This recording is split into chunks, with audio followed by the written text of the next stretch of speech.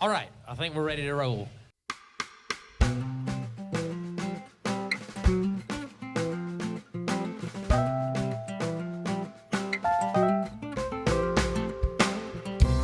You're listening to Words Like That with Cole Powell, a storytelling podcast.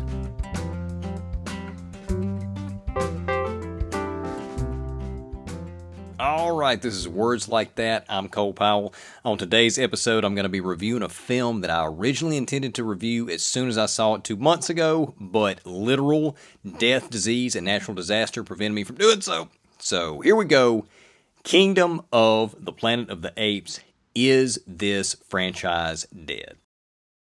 Now, I am a huge Planet of the Apes fan. When I was a kid, I was obsessed with the original 1968 Charlton Heston version. I liked all of the original films, even the lesser entries in the series. I watched the 70s live-action TV show. I even enjoyed the 2001 Mark Wahlberg, Tim Burton version, which was objectively terrible. And I thought the most recent trilogy was one of the best sci-fi sagas of this century so far. So, of course, my expectations were high for the latest installment, Kingdom of the Planet of the Apes, and it was good. Offhand, I wouldn't say it was as good as its immediate predecessors, but I usually end up rating these films higher after a second watch, so that might change. First, the motion capture technology has gotten to the point where the audience just immediately accepts these digital apes as the real thing. The director, Wes Ball, whose work I'm not familiar with, did a competent job, but there weren't many scenes in which the framing or the cinematography were anything particularly special, unlike Rupert Wyatt's and Matt Reeves' work in the previous trilogy.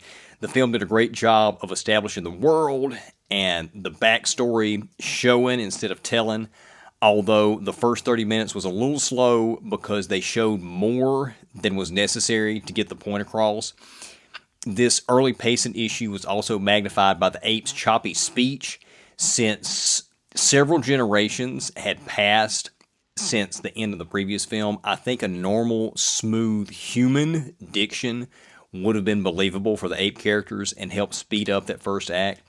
When Act 1 reached its climax, however, the pacing really picked up, and I felt like overall the film became gradually better from there. There were few surprises, as the narrative beats were recognizable to the point where the average person with a basic understanding of storytelling could guess the upcoming plot developments, but the plot points were executed well enough to avoid feeling cliche, and aside from a couple of moments that may have challenged the laws of physics, there were very few contrivances and no forced subversions of expectations. It felt like a throwback to an old-fashioned good time at the cinema. The film raises one problematic question, though. Can the franchise go anywhere from here?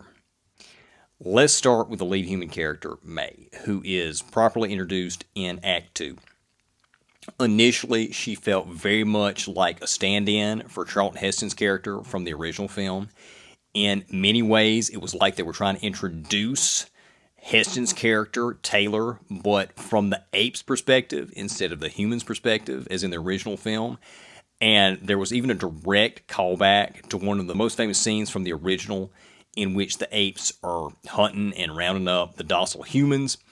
And I actually, at first, thought this movie was going to end up being a spin on the original, in which the only survivor of the spaceship crash was the female astronaut Stewart. I thought they were going to reveal that the May character was actually Stewart. And I also thought that was going to make for an interesting way to remix the original, harkening back to something familiar while also making it fresh.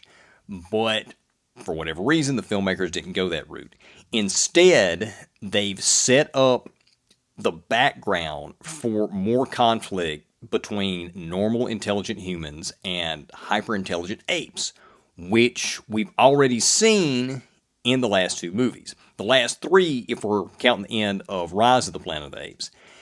And I feel like War for the Planet of the Apes, which was the closer of the previous trilogy, perfectly teed up the world that we saw in the 1968 original. Post-apocalyptic landscapes, subordinate population of dumb humans, dominant population of intelligent apes. So at that moment, when War for the Planet of the Apes ended, the franchise options seemed to be either A, end it all there, or B, reboot the original.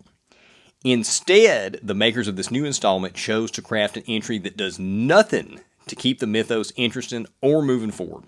We're essentially set up for more of what we've already seen. And if the studio decides to move forward with a remake of the original, they've already now, with this movie, retread a lot of that ground while employing what would have been an excellent device for keeping it fresh. So now they're either going to have to retread that ground again or contrive something to keep it from feeling like a rehash.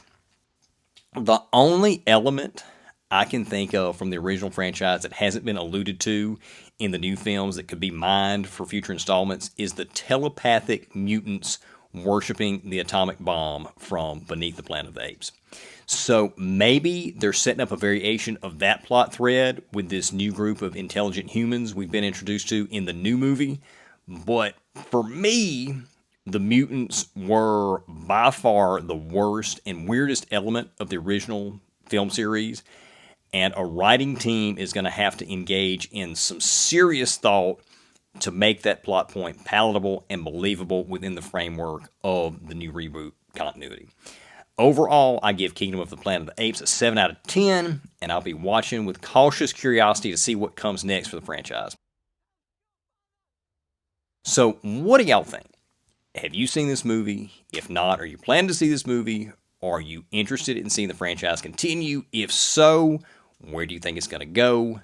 Let us know in the comments or send us an email to randominerecords@yahoo.com. I hope we're going to be getting an actual .com, randominerecords.com email domain soon. In the meantime, you can contact us there. And that'll do it for today's episode. I'm going to try to get some more short episodes featuring movies, TV, and music out over the coming weeks. So stay tuned, and we'll see you next time.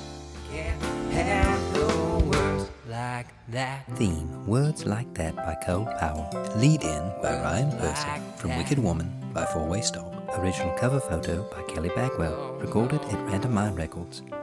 Section 107 of U.S. copyright law allows for the fair use of copyrighted material for purposes such as criticism, comment, news reporting, teaching, parody, or research.